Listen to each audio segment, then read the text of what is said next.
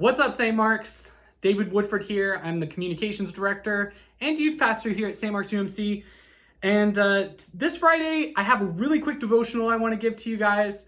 We've been going through what I'm colloquially calling verbs. It's a series of words where it's a verb that we live out in the Christian life. Last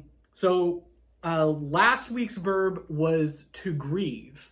So grieving and the process that we engage in when we lose something or when someone around us loses something. So like, how do we as Christians reach out?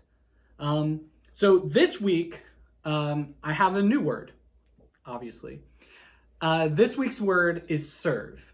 And this is kind of a no-brainer in terms of like, for those of you who have been Christians for a long time. But basically, my whole concept with this series is that we would go through each aspect of being a Christian. And hopefully by the time we've finished, everyone will have a more full or refreshed understanding of what it means to be a Christian. So let's jump in. I have a verse that I'm going to read. So we're going to read Matthew chapter 10, verses 5 through 8. Jesus sent the 12 disciples out with these instructions. Don't go to the Gentiles or to the Samaritans, but only to the people of Israel, God's lost sheep. Go and announce to them that the kingdom of heaven is near. Heal the sick, raise the dead, cure those with leprosy, cast out demons.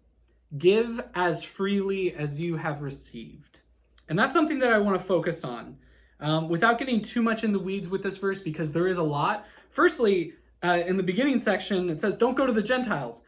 We know obviously that through the book of Acts and other things in the New Testament, that we're the Gentiles, most of us anyways. And so that verse no longer strictly applies. It's more of a time-sensitive verse. But the last part where it says, give as freely as you have received.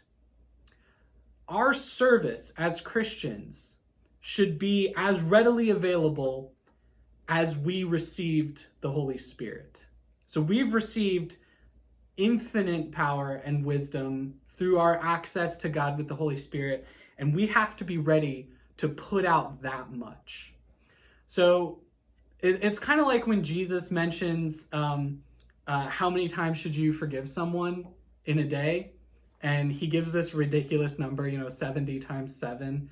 And the point of that verse was not that you actually had a hard limit on how many times you had to forgive someone, but rather that it was a massive number, and that you have to forgive. In the same sense, we have to serve. So how freely was the Holy Spirit given to us? It was free. So how freely must we give? We must give freely and infinitely. So that's a high level of service, but let's focus in real quick. Service as it applies to the church. What does that look like?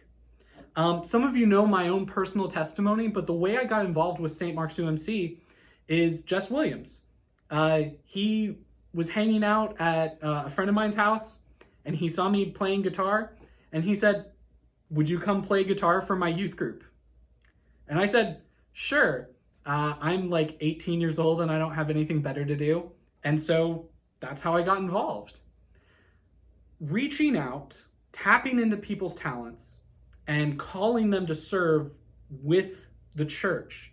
That's the mission. So using your talents, but also pulling more people in to use their talents, that's what it means to serve. Serving God is using our talents, whatever it is. My talent was playing the guitar, and so I played guitar for the youth group. And as I have grown as a Christian, I've discovered more talents, and I apply them to the church as best that I can. I do graphic design here, and I do the communications. Whatever your talent is, use that for God. Serve God with your talents. That's all I want to say today. So thank you for joining me, and we'll see you Sunday.